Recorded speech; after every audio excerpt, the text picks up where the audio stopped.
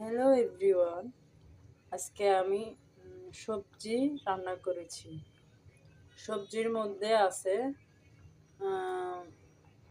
মসুরির ডাল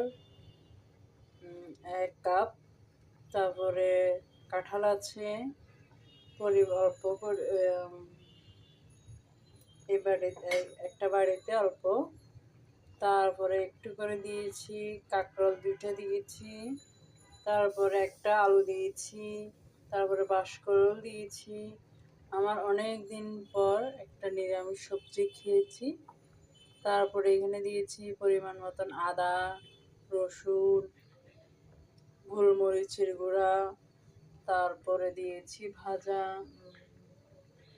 ভাজা জিরার গুঁড়া পরিমাণ মতন, তারপরে দিয়েছি পরিমাণ মতন হলুদ, লবণ, মরিচ সব কিছু দিয়ে আগে একটু পানি দিয়ে বসিয়ে দিয়েছি। তারপর পাঁচফোড়ন দিয়ে বাগার দিয়েছি।